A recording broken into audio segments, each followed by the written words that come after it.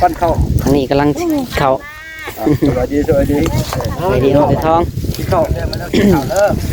ได้ยังกินต้มไก่วะชัวไก่วะต้มไก่เงาเลยอ๋อผมมียังกินต้มไก่กินลิ้น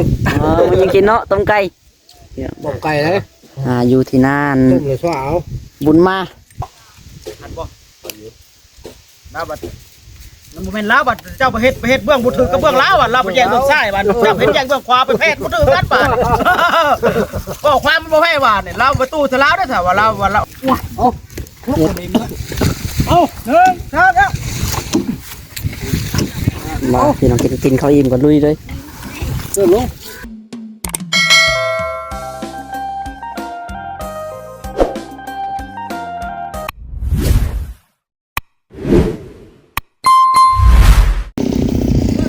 โดยเนาะทักทายสบายดีนี่แม่ FC เบิร์ดสุขสู่คนพี่น้องเอ้ยเมื่อนี้อยู่ที่นาไอกันเนาะมาย่อเสาเถียงเพื่อนพี่น้องเอ้ยมากินข้าวปลาน้ำกันเด้อพี่น้องเนาะมาเบิ่งบรรยากาศอยู่ที่หน้าเมื่อนี้เนาะเอาจังใดก็ได้นี่เด้เพิ่นมาย่อเถียงใหม่พี่น้องเอ้ยเพิ่นมาเรียบร้อยเถียงเก่าเพิ่นเนาะมากินข้าวด้วยกันปั้นข้าวทางนี้กำลังข้าวสวัสดีไปดีน้องทองกินข้าวได้ยังกินต้มไก่วะชัวไก่วะต้มไก่เงาเลยอ๋อผมมียังกินต้มไก่กินลิ้นมันยังกินเนาะต้มไก่ต้มไก่เลยอยู่ที่นั่นต้มเลยชัวเอาบุญมาพันดากบ่บุญมาป้อบุญมากินยังข้าคอยไล่บุญมานักเอาสพี่น้องดิกินข้าวน้ำกันเด้อเนาะเดี๋ยวเบิ้งมาปลาเลยเอาเนี่ยเอาว่าน้ำปลาใครอยากกินน้ำปลา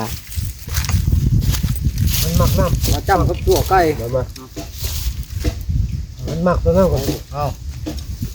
มันกินตัวนั้นเนี่ยเอาไม่เล่าไม่รถไทยแล้วเราเข้านับเราเข้ามาเลยรับเที่ยงเนาะเราเนี่ยได้เหล่ารับเที่ยงบอกกินแล้วกันเพราะเรายังกินข้าวกับไม้ดอกรับหลอกกระเป๊ะไปตรงนั้นเด้ยเป๊ะมาต้องหมดคนแล้วไปดูหน้าดูอะไรได้บอกฮะบอกผมมามันมารับก้าวเราของผู้ไปแล้วรับก้าวลงโผล่เป็นวันเลยครับกำลังเก็บกระดาษจับคนเกี่ยวเลยสองจับคนมูลจริงครับเอาไหมเปลี่ยนน้ำปลาจำเอาลูกเหวยมาให้แล้วไม่อยากจำน้ำปลาใส่จับมันล่อไปซื้อปลาเนี่ยให้เอามาเท่าไหร่ไปหัวไก่ไปเอาเพิ่มเดียวพอแล้วเนี่ยเอาหัวไก่ไปเพิ่มเดียวหัวไก่ไปหัวไก่บุญมากโขกอะไรเนี่ยตามเมนูได้โขกเลยเนาะมีแต่ดอกกระเจียวคนเนี่ย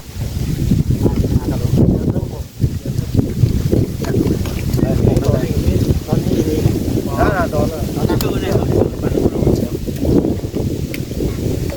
เขาจะทับเลยรอบหน้าเลยเดี๋ยวคนหน้ามาไปบ้านต่อหน้าวันแรกก็ชอบไปกายนะปลุกลงมาไปกายพวกนี้กายแล้วเดี๋ยวพ่อนั่นเราหากระตามากับไงก็กายโยเอาเบิดไปน้ำเอามากับเพื่อนลงรถมาก่อนเนาะ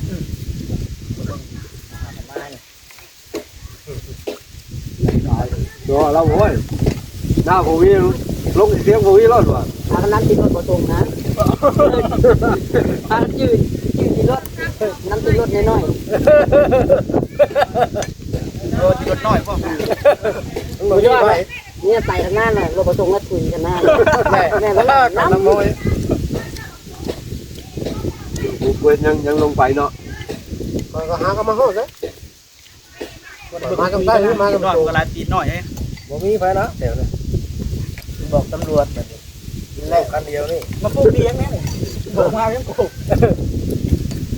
เลี้ยง ยักษ์เนาะเนี่ยบ่ได้บอกเราปวดยังปวดเอามันจะเจ้าอยู่มันตะโพกับมันจะพ้นสว่างเปลี่ยนมีตะไบแย่งลักว่าลักเขาปีนั้นวันนี้เราจินแย่งนี้เจ้าทันได้มาทันได้เนาะทันบ่เราบัดนั่นโมเมนต์ลาวบัดเจ้าไปเฮ็ดเบื้องบุตรกับเบื้องลาวบัดเราไปแย่งเบื้องซ้ายบัดเจ้าเฮ็ดแย่งเบื้องขวาไปแพทย์บุตรกันบัดบอกความมันบ่แพ้บาดนี่เราประตูทะลาวได้ถ้าว่าเราสิกินแย่งกันลิเรากินแย่งเบื้องเดียวนี่พระเจ้าไปเฮ็ดแย่งแล้วไปแย่งไปแพทย์แย่งเบื้องขวาบัดแย่งเบื้องนี้เบื้องซ้ายบัดเบื้องขวาบัดมันบ่เข้ากันบัดเดี๋ยวไปแพทย์ได้บัดนี่แย่งคนละเบื้องเขาไปเฮ็ดแย่งเบื้องเดียวก็สิฆ่าแล้วเราไปกินแย่งกันลิได้จ้ะมันสิฆ่าอยู่นี่ไปแย่งคนละเบื้องคนละเบื้องมันบ่แพ้แล้วบาดนี่แย่งคนละข้างนี่บาดเราไปแย่งเบื้องซ้ายกูเฮ็ดแย่งไปแย่งเบื้องขวาบาดน่ะปิดมันบ่ถือกันบาดเนี่ยเบื้องเนาะจะเบิ่งผู้ลักก็เก่งเขาก็เฮ็ดให้แย่งอะตู้ตะไบได้จ้ะตู้สลาวได้จ้ะเดี๋ยวความวันนี้จัดกันอ่อนตะไบกินแย่งได้เนาะแต่กินแย่งตะไบนะเฮ้ยเฮ็ดแย่งคนละเบื้องบาดมันเฮ็ดแย่งเบื้องเดียวกันน่ะที่ข้าวให้น้ำกินน้ำได้แล้วตึกดิบนี่แล้วกินน้ำได้พุ่นกินบ่ถึกแล้วเจ้ามันแล้วน้ำได้ก็ดีกันทีนะเบื้องได้ครับมันน้ำรถไถไปหาบเจ้ยน้ำหวานก็มีเจ้ยน้ำมันแล้วมันจะเฮิร์ตบ่เอากินก่อนกินเมากินบ่น้ำหวานนะบ่น้ำหวานนะแดงโอ้ตัวน้ำหวานนี่ครับนี่แดงดีเลยจ้าบ่บ่หลังบ่ขึ้นคือน้ำมันก็จะหลังเยอะบ่ได้มาจากเสือเลยพี่น้องจักแม่นตัวใดนายกันไม่กันตัวใดนายเจ้าอันนี้บ่อันนี้บ่เราไปพูดเป็นหน้าโคกพี่น้องเนาะ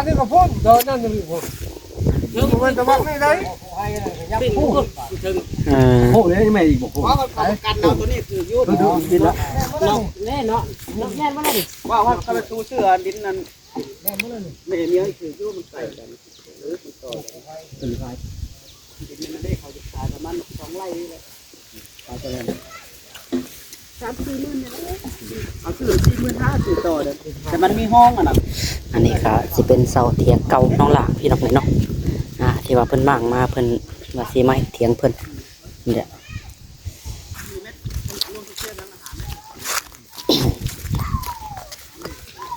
ใส่บางไดเพิ่นสิปลูกเถียง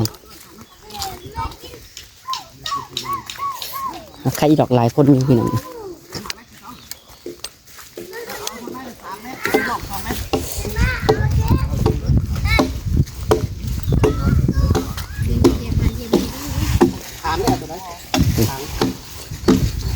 ก่อนไม่มาดูจากการพอเห็ดมาชีวิตอยู่นะไม่ทันนี้มันได้เป็นสิปลูกเถียงนี่บอก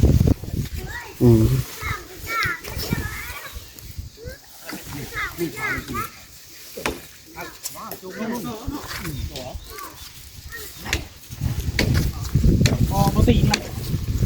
บดเฮงน้ำเสาบดเตียวนี่กินบดเฮงอยู่นี่เลยต้นเสาไม่แดงจ้ะเนาะนักก็ได้มาถ้วยหนึ่งเอาครับเอาดันได้ตะกุรถป้อมไปไม่ได้ว่าวันจะไหมดันต้องว้าเอา1 2 แล้วมาพี่น้องกินข้าวอิ่มก่อนลุยเลยลงเย็นแห้งก็น้อยจ้อยแดงกระคุกนี่เขาอยู่เบิ้งจ้อยลงทางนั้นเลยเขาปิดหน้าแล้วก็พูดเลยปิดหน้าตรงหน้าเลยวะปิดหน้าเขาป่าเนาะตรงแรกกันบ้างนี่บ่กันจะปูบ้างนี่บ่แม่นอย่าให้ทางปิดหน้าไปสิบ่ปิดหน้าออกไอ้นะถามไม่เท่ากันนะโยปิ่นไปนะแล้วขอปิดได้สิแม่นแล้วเนาะฟินยังเขาป่าเนาะกิริคอนกับเบ้แม่นครับไปแล้วเหรอ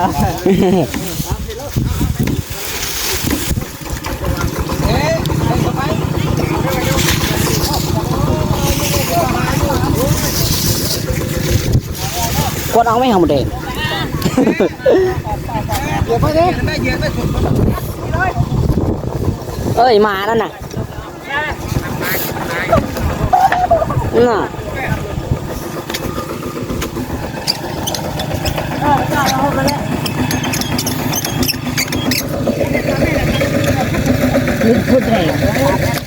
หมดแดงหลายมีแต่ห้างหมดแดง เดี๋ยวมาจูบบนเดนก็เจ้าวานนี่ ร้านนี้ชักก้า โอ้ยเดี๋ยวตะพานี้เนี่ยตัวสูตรมันว่า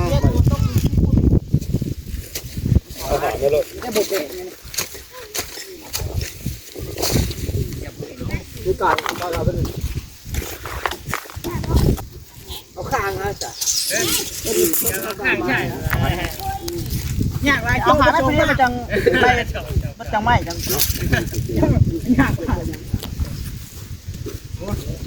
คิดว่าก็ได้หาเม็ดเจ้าไม้อย่างนั้นหรือเปล่า ผมเม็ดบาทเม็ด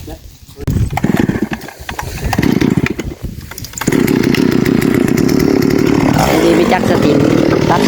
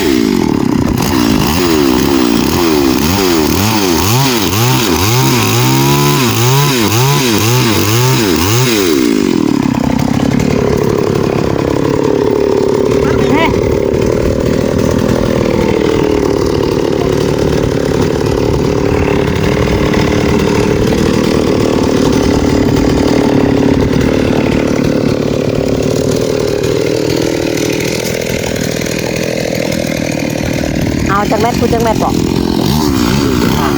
เฮ้ยเสียง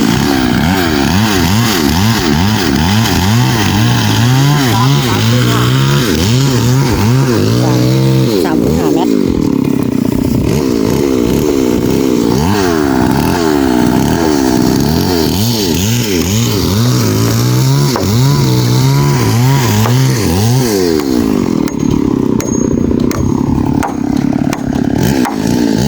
ต้องแม่นแม่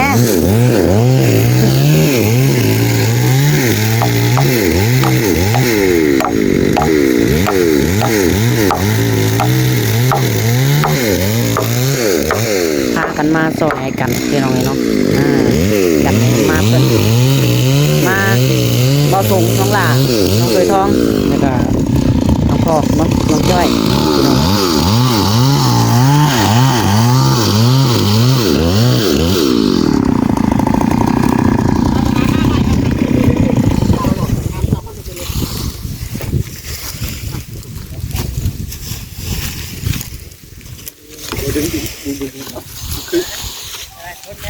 ยังติดยึด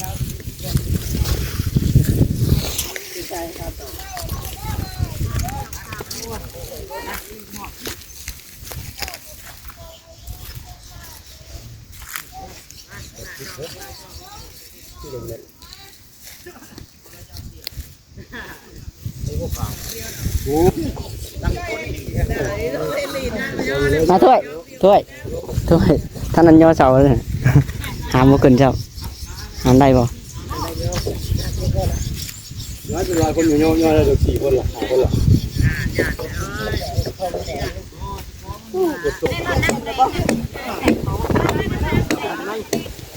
มีตะมุดแดงพี่น้องอ๋อ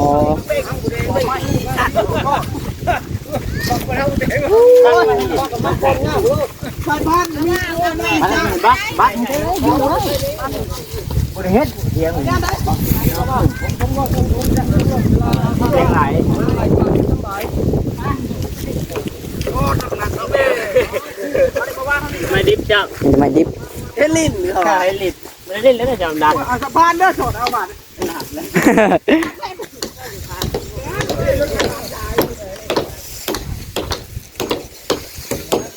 เป็นคนได้ก็สวย แต่ฟ้าต่อนั้นก็ได้ เห็นน้ำคนตอกมาถึงเนาะ โอ้เป็นเล็กกว่าแม่ต้อง น้ำคน คนดิเกี่ยวกับเล็กคนจุ่มชนเล็ก มีคนตอกมาถึงเดี๋ยวต้อง เขาตัวเล็ก จ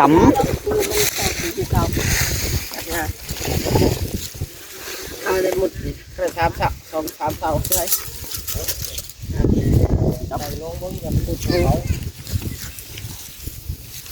โอ้โจมัน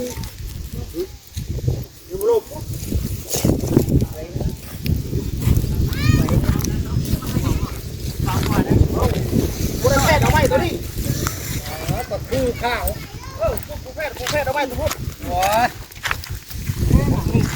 กูลงใต้ว่ะ ำเป็นใส่เสาไม้ดิบไปเลยเนาะเอาบอกนี่ป้าอะไรหนูจ้อยเกือบรุดบ่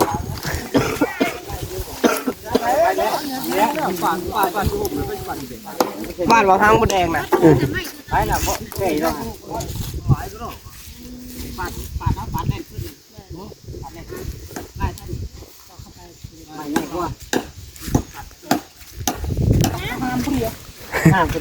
ผู้เดียวเลยเด็กก็ห้าม เป็นใส่เสาไม้เลย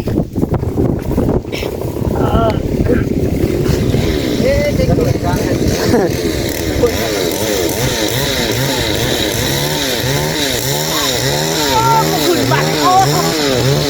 เห็นไหมปวดกระเตง ตายกเป็นปีก จุดซี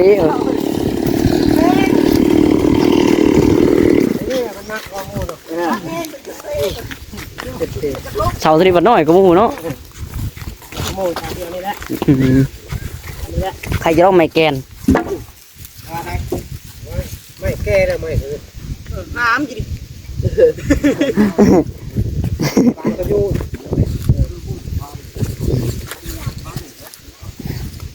เห็ดเวียนนั่นก็ปัดหมดน้ำทางนั้นเนาะชับชมหมดแดงแท้พี่น้อง ปล่อยให้มันหากินเลย จะกระต่อ ไม่ยัง โคตรน้องผู้ดองว่า โดนเอาไปลูกโคตร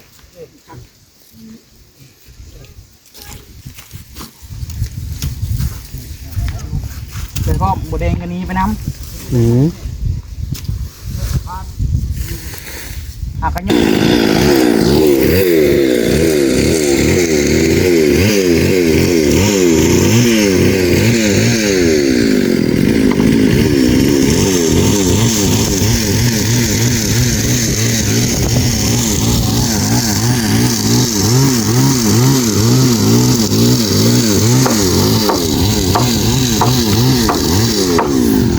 ใครลอกดินนอนเนาะ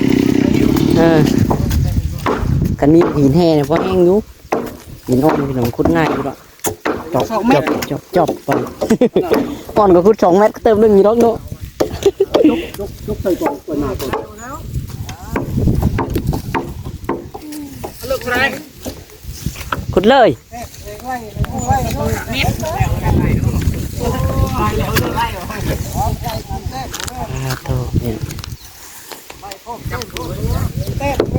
คักลายบรรยากาศเนาะลมพัดเย็นดี เขาน้อยอยู่กลาง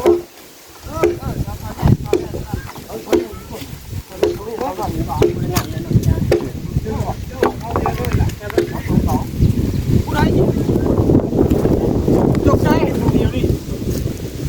แม่น้ำมันเดียวนี่วะ ท่านว่าเชื่อชื่อเลยชี้อ่ะดู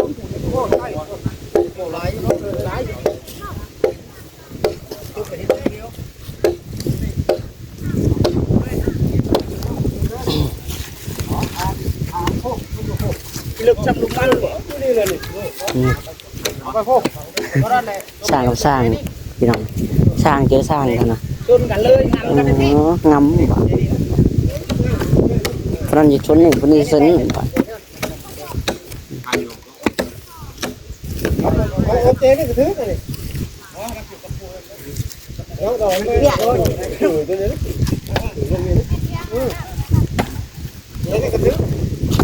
งสะพานนั่นหรอแล้วน้องแกได้กระทึกถึงเขาแกนะแกได้กับแกได้เอาอะไรลงกระทึกบาทเอาอะไรรถเอาเลย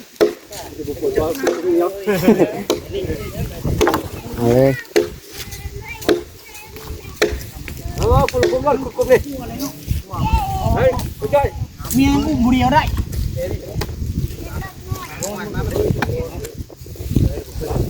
พอได้กูมั่วโตกับเพื่อน ว้าเราทับไปรถก่อนไปรถแล้วก็หมดแล้วบอก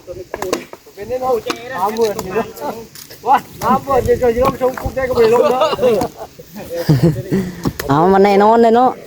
ลุมไหนลุมนั่นเราได้เนาะย่อขึ้นย่อลงย่อขึ้นย่อลงพอแห้ง นายตีนอ่อนเนาะ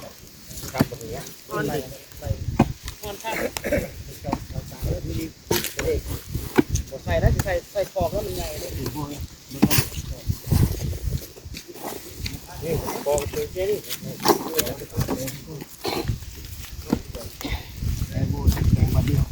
ไปสวัสดีน้องโอ